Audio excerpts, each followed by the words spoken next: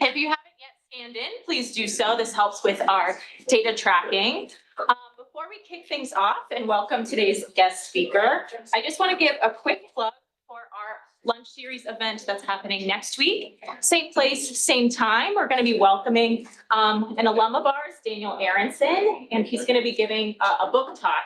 He just published a book called The Value of Values, which essentially gives the business case to why companies should consider sustainability projects in terms of a long-term strategy. So we're very excited to be welcoming him to campus. The intro will be done by John Sturman, so even more incentive to join us for lunch series next week. If you haven't yet RSVP'd, QR code is up here on the screen.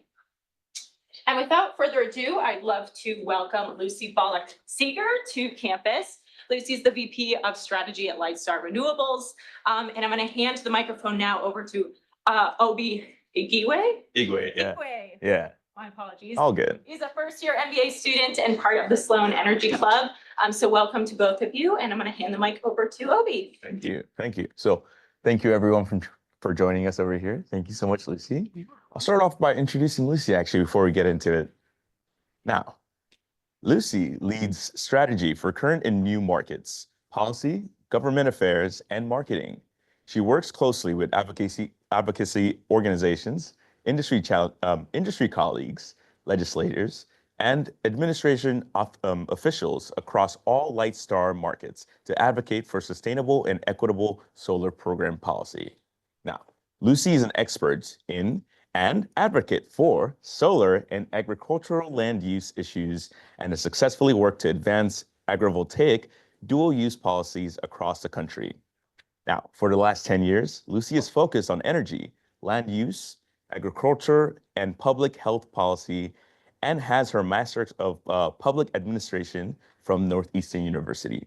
So everyone, please join me in welcoming Lucy Bollock-Seeger. Thanks for having me. Awesome. So, Lucy, agrivoltaics, it's not a word a lot of people are very familiar with. So do you mind walking us through what it entails and why does Lightstar believe this is an important solution for renewable development? Yeah, thank you so much. And I'm glad to be here with everybody. And sorry, go Huskies. We're at MIT and Cambridge, but so agrivoltaics is an academic word, a European academic word, and we've just kind of been stuck with it. But it is good. It's very wonky. Usually in our marketing materials, we say, depending on the audience, solar plus farming, because photovoltaics, which is the more wonky word for solar. So agriculture, voltaics together, agrivoltaics. So for short, in shorthand, when we're writing emails and things like that, it's ag PV. So yeah, we have a really unique situation in the United States right now. Europe has been dealing with land use issues for a long time. They're much smaller. And they've been doing agrivoltaics and Japan as well for the last 20 years and 20 plus years, really. So in the US, we've got a lot of land mass, but within the utility territories, it's actually very constrained. So you have this rub, right? And agriculture has been dealing with this for a long time. There's a policy problem. We need more housing, we need more farmland, and we need more energy. And all of those things are constantly at loggerheads about it. And so I was sick of hearing about it. I really wanted to go to a company that was forward thinking, and I was recruited away. And I've been at Lightstar for 3 years now. And I had a really unique opportunity to head up all of the things that need to be done in order to pivot an internal organization towards a different strategy. So policy, regulatory, marketing, and kind of strategic business development initiatives. I have a very firm hand in developing the mission of the organization as well, and then also implementing that mission towards everywhere. So we have seen a huge success over the last 2 years. It took probably a year for the organization to pivot and get everybody thinking the same way and aligned and providing, evidence-based research about all of it. But agrivoltaics is super important because over the next 5 years, we're going to see gigawatts and gigawatts and gigawatts of solar. I think I'd seen like 83 gigawatts needed by 2040, which translates to about 11, depending on which source, but American Farmland Trust always says 11 million acres of farmland. Now, we have a lot of farmland in this country, but like I said, it gets really concentrated. So then people start to see it, and then they start to feel bad about it. And then they feel sad because land is very emotional to people, right? We can all agree on that. And especially when you're talking about families, you're talking about tribal entities, you're talking about communities. So anytime there's a land use change, it's not just a business decision, a policy decision, it's an emotional community engagement decision. We've had some research done over the last couple of years that agrivoltaics actually lessens the bad feelings about solar. And we have certainly, we've seen that in our work over the last 2 years in Lightstar. So we went from having 0 agrivoltaic projects to almost 500 megawatts of agrivoltaic projects over the last 2 years. And you need to do it in a meaningful way. You need to be upfront. You don't have an answer to everything. So being very clear about that, you can't, I think everybody probably has heard, like, learn how to say no. And that applies to new concepts and innovative marketing and business development strategies as well. So that's a long answer, but this is a nice little picture of what we're talking about here. So if you Google agrivoltaics and pretty much everything that comes up is from Europe, they're all like 20 feet in the air. That costs a lot of money.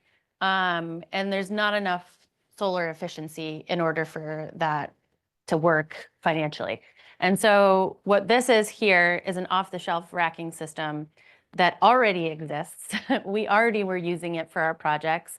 We went and visited and toured some sites that were using off-the-shelf racking, and we took that idea and we scaled it. And it's super simple. People are like, well, why isn't everybody doing that? But it's because a lot of the entrenched or more mature solar companies, and we're newer, we're like 4.5, 5 years old. They're 10 years old. They've already had their staffing, they've already had their strategy, people have their ways of thinking. But we were small and newer enough that we could totally pivot towards it and capture that market share. So it's a really simple, elegant thing. And now the industry is catching up to it because they're running into these permitting roadblocks.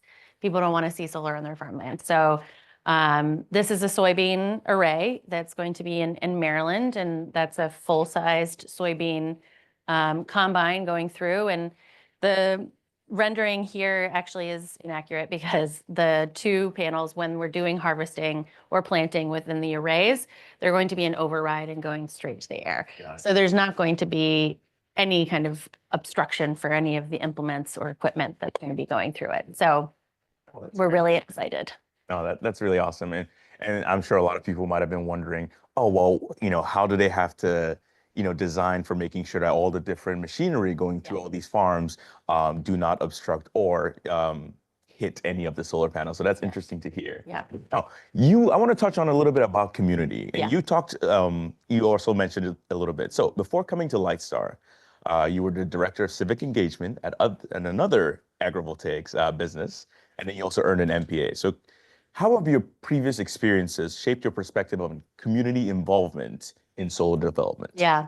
So I'm going to go high first and then we'll go low. So I grew up in the solar industry in Massachusetts. Massachusetts is the birthplace of, it's technically the second community solar program, large scale community solar program in the nation. There's 3 gigawatts of solar in Massachusetts right now, but there is 21 gigawatts needed. So we're kind of at this impasse about solar. And solar really got its footing in 2011. And so that was like the first wave of solar, and everybody was like, yeah, clean energy, we're going to do this, we're going to lower our bills. And, this is the right Massachusetts way to do it. And like, we're feeling really good about our progressiveness here. Then it started to get built, and people started to think, this is not that great. And Some trees were getting cut down for it. There was, a huge market boom. So then they came up with a new iteration and that cut down on, no pun intended, on the trees. And so there's now you get negative incentives if you do have to cut down trees to site solar. You're incentivized to go towards rooftops and landfills, all of that kind of stuff. But the era of bad feelings continued to roil and grow and get worse. So, but the solar industry was caught flat-footed in general because they were just still sailing on this era of good feelings.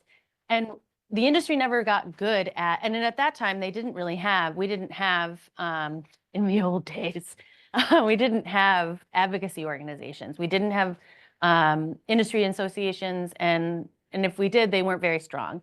And so nobody communicated to the communities and really captured the narrative about why we're doing solar the way we're doing it. And we're still running up against that, right?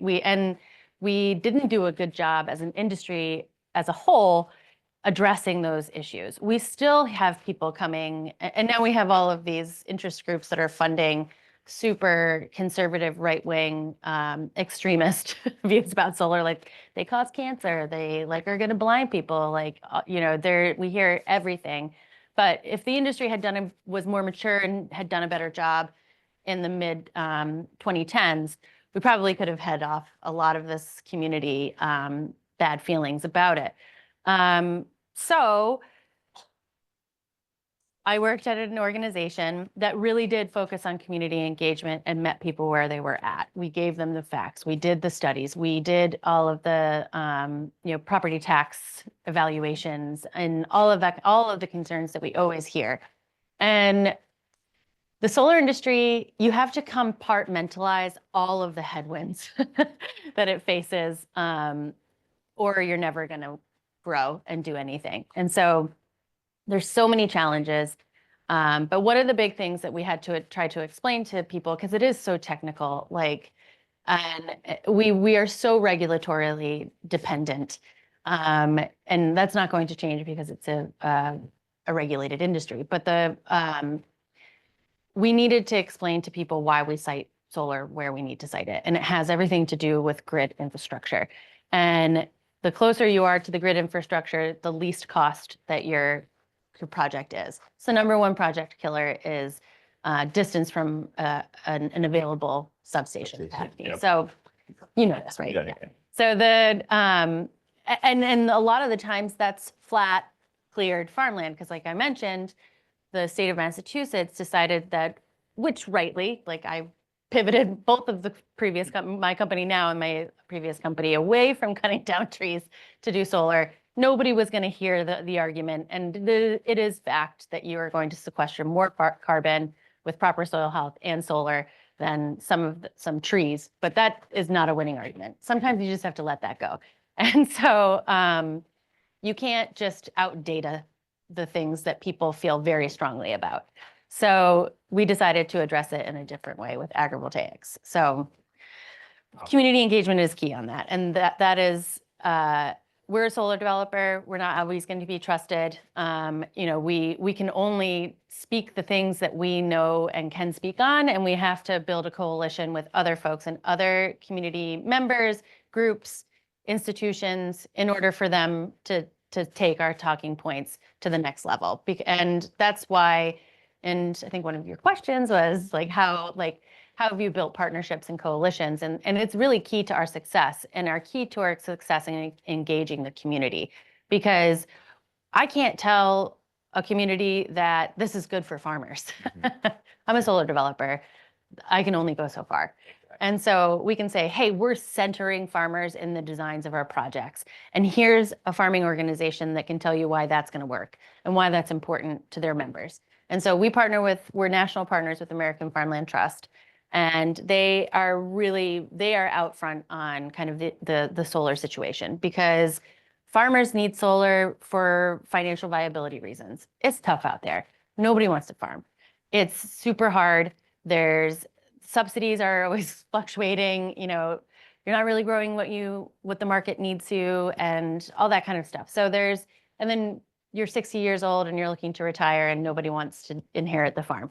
So solar is a huge, back to the emotional point. We're sitting at kitchen tables with families that are looking to retire. First conversation is always, well, nobody wants to pick up the farm, so we're going to do solar. And we're like, what about agrivoltaics? And they're like, well, nobody wants to farm it. As soon as we bring up agrivoltaics, the next generation is like, wait, hold on. You know, like there's guaranteed income for 35 years. There's actual agricultural benefits to having the shade in the field. They're going to help me learn how to do this. That's great. So it's really keeping families on farms and opening opportunities to tenant farmers that wouldn't otherwise have that opportunity. For example, sorry, I'm really passionate about this Oh, subject. go ahead. So They came here to listen. I'll wrap it up, but it has an opportunity to provide access to new entry and farmers, migrant farmers and refugee farmers. So in Michigan, for example, there's a lot of refugees from Syria, Sierra Leone, and they've all been resettled to the Detroit area. Their background and their training is agriculture, but they don't have the land and it's expensive. And it's also 3 hours from Detroit. So we have all of these projects that are in and around the Metro Detroit area that are going to be sited on farmland that previously had tenant farmers or laying fallow. And we're going to be able to do turnkey access for them with an agrivoltaic project. And I'm really careful about like spinning that as like, we're doing such a great thing, because it's still a piece of farmland with metal in it. So like it's more difficult than just an open piece of land.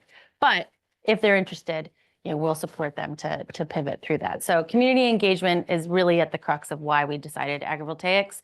And we move in that coalition because we're not so stupid to think we can say everything correctly. No, absolutely. And it's very interesting because I even went on the website for one of your partners, was American Farmers. Yeah. And they essentially had such a warm website saying, hey, look, reach out to us and then we'll help you see whether or not this makes sense for you. So it's a little bit of a trusting thing to be able to get people to get on board with this. Exactly. Oh, that's awesome. I do have a question though. So you do, Lightstar has over a gigawatt, I guess, of agrivoltaic solar projects deployed. Mhm. Now, do you mind walking Being us- deployed. Being deployed. Sorry, yeah, fair enough. Could you walk us through an example of what that kind of looks like in actuality? And How we do site selection and all of that. yeah, like, I think thankfully I saw you had a couple of slides. I'll be curious yeah. to see like if you could walk us through and just show us what each thing is Yep. kind of, and so people can get a little bit better grasp of what we're talking Yeah. about. So I'm going to walk you through this definition first because it's super important. I'm sure people have seen like pollinators and sheep on arrays and things like that. And those are nice, but there needs to be we're working at the federal level to set the bar decently high enough so that people who call themselves agrivoltaics are actually agrivoltaics. And so at the bottom, you'll see this is super important. I'm going to use my pointer. Pollinator-friendly plantings and small apiaries and sheep that do maintenance twice a year are not agrivoltaics. There's a new academic term called ecovoltaics.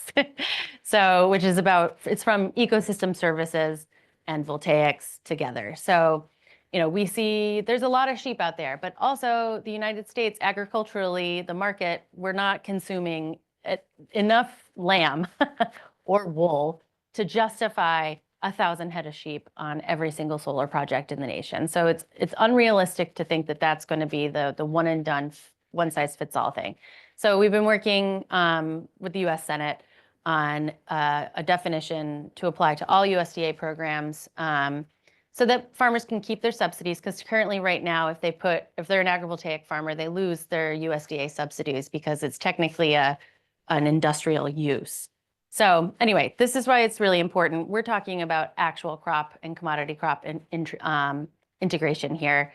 And the way we're doing it is, here's one. So this is our first project that we got permitted in New York State. This is, to our knowledge, the first fully integrated agrivoltaic crop array in New York. And it's going to be the first agrivoltaic array deployed in the nation without incentives.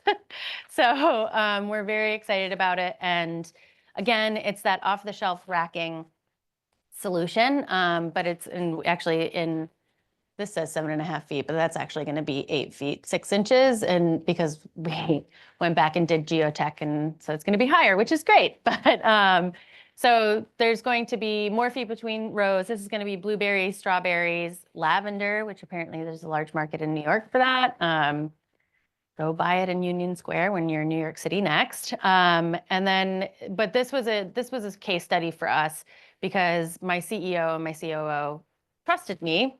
They're two British guys, and they didn't know a bunch about the US, and I'm like the happy warrior American here. And so like, I was like, trust me on this, let's see if this works. And this town had solar moratoriums. They were incredibly restrictive and prohibitive for solar siting. The rub for us was that there was plenty of substation capacity in that town because nobody else could site solar there. So we were like, oh, man, let's unlock this, and we would really get there. So we worked really hard. My team, the strategy team, and our policy managers worked really hard, hand in hand with the town. We went to them as partners. We were like, we didn't say, you guys suck. Yeah. We were like, look, you guys want to preserve farmland. You have the substation capacity. You guys also, through your strategic planning and vision, like for your town, is that you want to do more clean energy, but your bylaws don't really allow for that. And so we were like, but what about this? And previously they had denied like 5 projects that were asking for variances. And then this one came through, and the town board took lead agency on it, and they just really pushed it through. They believed in it. They believed in the farming family, and we just think this is going to be like an excellent. So when we did that, I hope this is the next one. When we got together as the executives of our company, we were like, wow, this really can work. So we did it in another town in New York, and then at the same time, we were like, let's go a little bigger because there's a whole state that is incredibly difficult to develop solar in, and that's Maryland. And so we did it again, and it is working, and we're very excited about it. It's working so well that the industry is calling us, being like our industry, my beloved industry colleagues, and they're like, wow, you guys seem to be having a lot of success. How are you doing that? And so I just told them to go do their own research. So this is going to be one of our first projects in Baltimore County, which is the most restrictive county in the nation, not just because of their bylaws, but because they have very active, I say this in a really loving way, NIMBY organizations that have sued. They have so much money that they have sued every single solar project that has tried to pull building permits after receiving their county approvals. So they've essentially, over the last 10 years, they have stalled out any kind of solar siting in the county, except for this one. And speaking of community engagement, we really put ourselves out there. We asked the most difficult organizations to sit down with us. We asked the landowner to come. We asked the Farm Bureau, and we asked AFT to be present at the meeting, because everything had just been so heated for the last decade about solar siting that enough time has passed, and we know our shit. Pardon my French. That's a technical term. And so, and they could see right through, they could see right through so many other folks, but like we had everybody that needed to be lined up at that table, and there was nothing that they could say to us that, like, by the end of it, the most difficult people, like the lead antagonists in the room, were like, I see that there's merit for these kinds of projects. And we were like, well, take it. So that's what we did. And we got a county, the planning board to write a letter in support for the state level siting, and we didn't have to do that. So in Maryland, there's a CPCN process for any projects, which is the Certificate of Public Convenience. It's basically a state level siting board. And it's a judicial process. It's a legal process, not like a permitting local process. And so it's taking a long time, and it will take 28 months. That's the thing, is that solar is one of the fastest ways to deploy clean energy, but it still takes a lot of time. But we're told by our European colleagues that 5 years is about how long it would permit a 3 megawatt project in Europe. So we're doing something right over here. But anyway, so we were not compelled. We're not compelled by the legal process to engage the county at all, but we did it anyway because we knew that's how we were going to win the local and community engagement, and hopefully not be sued at the end of the process. So it's still yet to be seen, but we've done like miles and miles beyond what the industry had typically done for the last 10 years. So these are our two, and then we have, I don't know, almost 40 more projects across the country. And, we feel really comfortable that we've gone to the tough places and we've really honed our stuff and including our models. And now we can take it anywhere. And that was kind of my strategy and my angle was like, if we can do this in the most difficult places, then there's no reason why we can't go anywhere. And then the industry has no excuse to take it up as well. That's a really good point. Yeah. For some reason, I'm thinking even with this example in Maryland, step one was actually de-escalation. Yes. Yes. And then you can then start showing, the merits of what you're talking about. So I'm then curious if you can expand a little bit more, I guess, the regulatory and policy decisions in all these different regions, like how does that even affect you from a strategy point of view of like thinking of like, where do I tackle first? You might want to go to somewhere that has super high solar potential. Yeah. But then all of a sudden you're like, is this really going to be more of a mountain to climb? Well, and that's why having the agrivoltaics in our toolbox is so important because we can go other places that other folks can't. So so I'll step back. How do I decide where we're supposed to go? We have a whole process. We've got an internal, it's called Swiss Watch. So we're turning all of the wheels internally for all of the teams to pivot when we go into a new market. A lot of the times we are regulatory dependent. And obviously if a state has a program with incentives, we're very excited about that. But we can't be sitting around waiting for incentives all the time.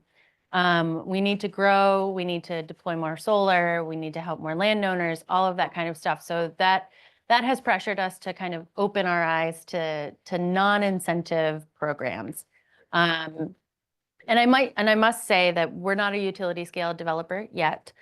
We do have large scale projects, hopefully in Georgia by the end of this year. But we're smaller scale. And so we really have captured the hearts and minds of people who are sick of seeing the 1,000-acre swaths of solar go in. So a lot of it is following the market signals. So I'll give Georgia, for example. Georgia does not have a state level RPS. So that's a renewable portfolio standard, meaning that statutorily, the state has to adhere to a certain amount of clean energy mix by a certain date.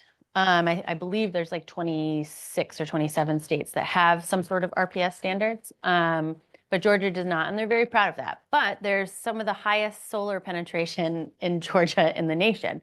Southern Company, which is the investor-owned utility that owns Georgia Power and which is the monopoly in Georgia, they've got the largest solar portfolio than any other IOU in the country. And so I was like, that's very interesting. Why is that? And so I went down there, hired a lobbying team to kind of suss out why that was. And the reason is because Georgia is very, very interested in economic development and bringing people to the state. So you'll probably see like all of the battery factories and all of the panel factories are all going to Georgia because they have a low corporate tax rate. It's a great place to raise a family. They've got good schools. They have training, all of that. They've really done a good job in laying the groundwork for it to be like business friendly. So that means that Meta, Amazon, we're actually losing some biotech companies from Cambridge to go to Atlanta. So because of all of this, it's lower cost of living. And they also can fulfill their corporate responsibility goals by doing solar PPAs there. And so they have Georgia Power, but then they have these rural electric co-ops that are not regulated by the State Public Service Commission. So they can do whatever they want. They're nonprofits. They have to work for the customers that they, I go home and Google rural electric co-ops if you want to feel like really good about like the US and America. They're awesome. And basically they were like the last mile of electricity in the US. And so, you know, where the investor-owned utilities didn't think it was a good investment, rural communities got together and made their own grid systems, which is so cool. So Meta and Amazon and all of these biotech firms and stuff that have a huge amount of load, like gigawatts of load, they need solar. And so they're going to these rural electric co-ops and they're building these large-scale arrays. But we're running into the same problem that we ran into Massachusetts and everywhere. It's a perfect formula, and I've seen it everywhere. And I can predict it to a T. And so I went right before Georgia decided to there was this sweet spot, and I just kind of raised the question. I was like, how do people really feel about solar? And at first it was like, well, I mean, it's good for business. Like we've had a huge economic development boom, and like it's pretty good, and it's cheap. It's now cheaper than coal. Or in fact, Georgia Power is taking 5 of their coal plants offline because of it. I think they're now going down to 1 as a peaker plant, and they're never going to get rid of that. So nobody try to go down there and try. We've already tried. But like but what we can do is deploy more solar so they don't have to do the peaker plant, and hopefully get some battery storage to meet them in the middle there. But then in a matter of months, there was a large array. It was, I think, 250 megawatts. So that's almost like 1,200 acres. And it was right on the side of the highway that everybody drove by to get to Atlanta, and all across the state. And so it was just that by the time I went in first meeting in the spring, I came back in the fall for a presentation, and everything had blown up. And it seemed like I was like there at the right place at the right time. And I was talking about the right things. And we had already honed our pitch in other markets. And we came down there and we were just received with open arms.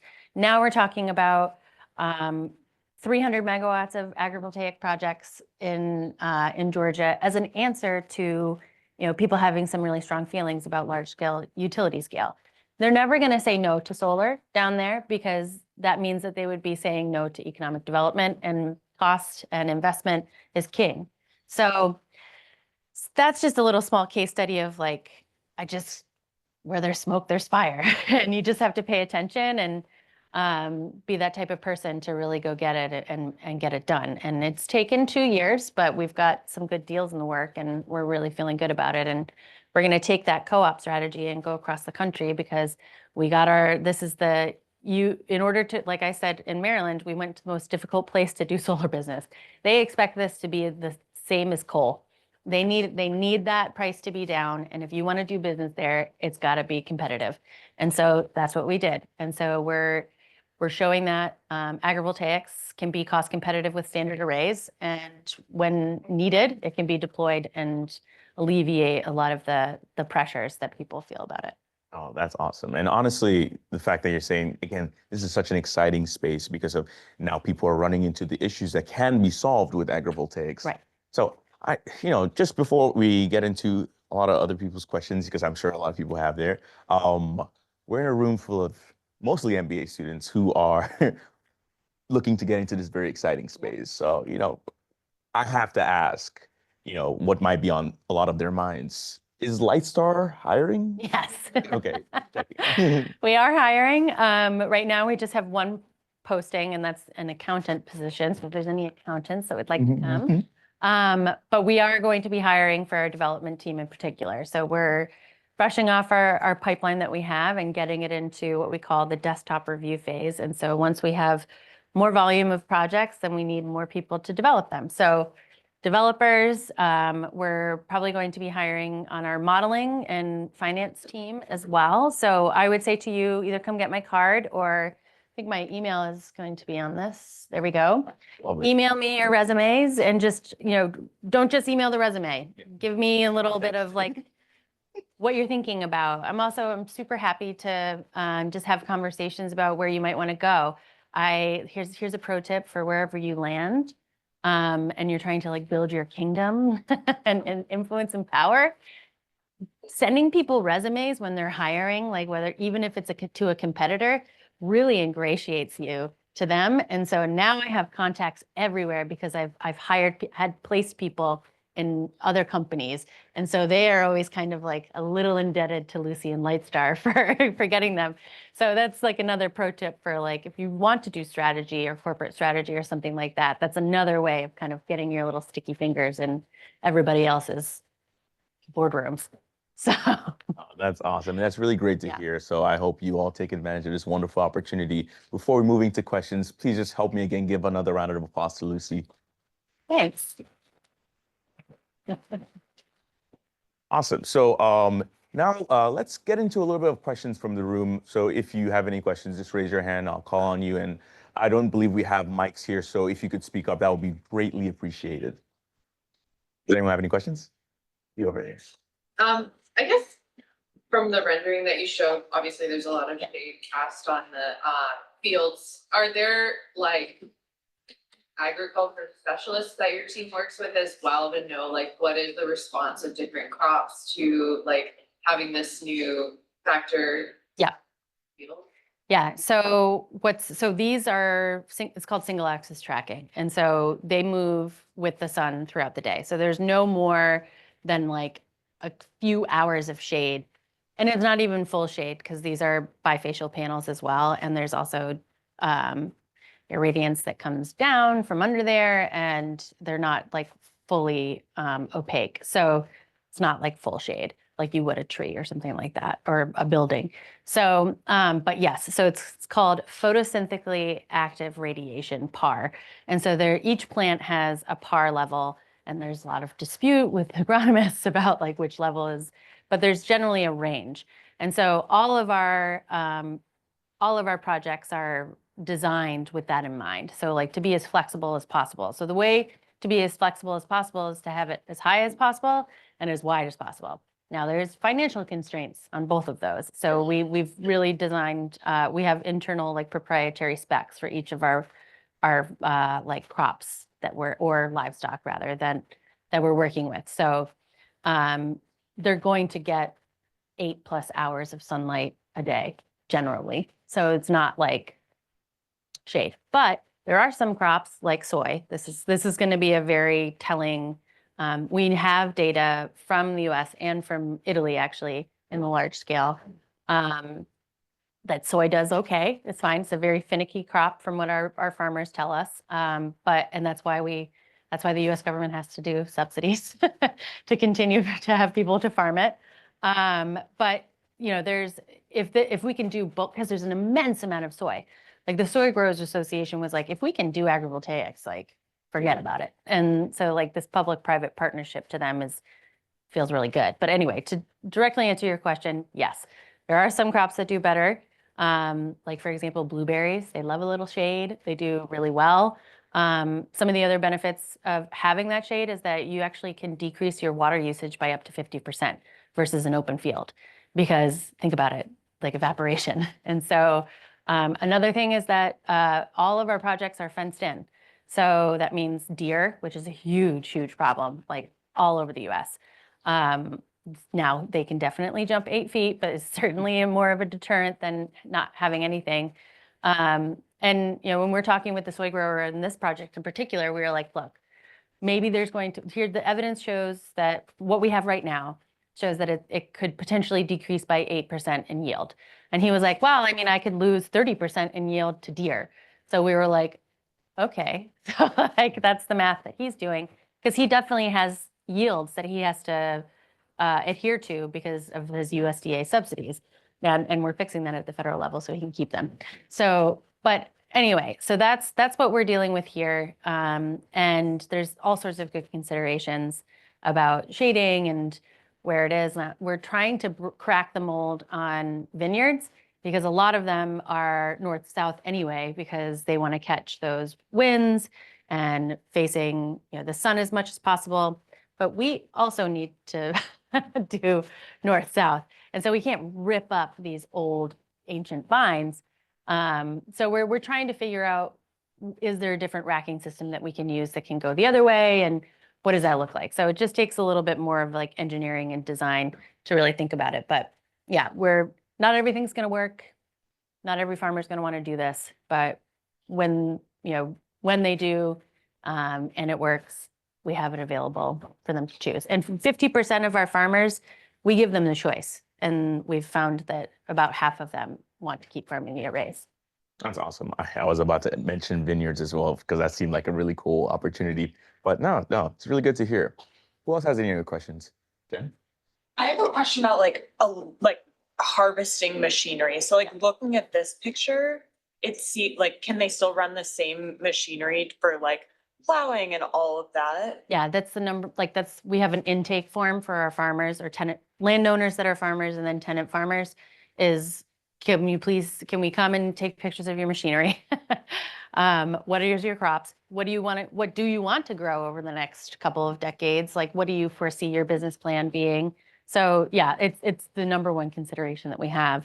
So then we make sure that if they do need different equipment, like if we really can't make it work, 9 times out of 10, we have it in the budget to help upgrade their operation. So, but sometimes in the event of this, they just got done paying off like a $400,000 piece of equipment. So like, we're not going to go and buy another piece of equipment. So, that meant we needed to make sure that we were spacing. I think this was like it's a combine, but it's also like a 12-row planter that he was using for corn. Corn's a whole other conversation. But yeah, so like equipment we make sure that it can fit, because if it doesn't, what are we doing here? So.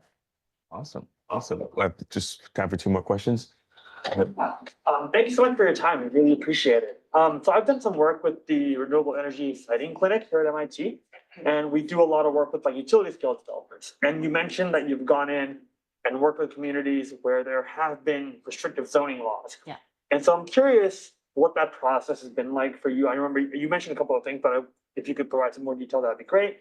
And B, how you can take some of the lessons that you've learned from that process and potentially scale it up. Yeah. For utility scale developers. Yeah. So the first part of your question is probably a whole other session, but the lessons that we've really learned in order to scale up, we're doing it right now. And this is at the federal level, we're having a lot of conversations and last year about the Farm Bill, and we have a lobbying firm that we're working with, and in those conversations, my prediction was, I was like, well, I think that the little guys like us are going to make it work. We're going to see couple years of harvest, and then the utility scale developers are going to take this and scale it and do it. I was wrong. The utility scale developers are in such dire straits, which I'm sure at the clinic you understand, that they will do anything to keep their interconnection capacity. And so, for example, there's, and I can name like 6 utility scale developers that I've had conversations with that they're like, hey, who are your vendors you're using? Oh, and to answer your question, yes, we use agronomists, we use conservation planners, like everything. Like we want to make sure everything works. But so we're sharing contacts. There's an agrivoltaic summit in Chicago. First one was last year. Next one's this year in July, and they're all there. They're crawling because they need it. In California, there's a large scale developer that actually, it's very funny. All of the European utility scale developers, they have agrivoltaic teams in Europe, but they don't talk to each other. So I went to a conference in Europe last year and I was like, do you know so-and-so in the US? And they were like, no, no, I don't. So, but they're coming up the curve because they have to. In California, there's an 800 megawatt array in Fresno County that is seriously hurting in terms of permitting, but which is a European company, and they're bringing over their agrivoltaics experts to turn it into an agrivoltaics project because they've been waiting 10 years with CAISO to get their interconnection capacity. So they're, and like my whole thing is that like, I dare you to go to your investors and tell them that you can't permit something, but there is another option, and they're going to always choose the other option. Like you cannot tell your investors, no, I'm sorry, you're losing 800 megawatts. Like that's not an option. So if it means you have to pivot your entire internal strategy and ways of thinking, that's starting to look like a really good strategy. So, they are, and I welcome them. I want them to come, and all the more reason for us to have this high bar of a definition of what it is and what it isn't. And it's really making the market. And as soon as we dropped the US Senate bill last year, we had like huge hedge funds calling us being like, hey, you guys were right. This is crazy. And I was like, I know, who would have thought? They're like, were you guys involved in that? We're like, kind of, yeah. So people are paying attention, and it's that binary choice. Do you want more solar and investment, or do you not? And so what's the alternative? Agrivoltaics. Thank you so much, Lucy. I'm sorry. Unfortunately, we're at Yeah. time right now, but I'm sure if Lucy has maybe a couple minutes after, you might just come say hi and stuff like that. Yeah. But again, thank you everyone for coming over here and joining us even online as well. We appreciate your time. And again, help me thank Lucy again for joining us this afternoon. Thanks, Obi. Thank you. You, So fun. definitely. Thank you to Obi for facilitating. This was a great.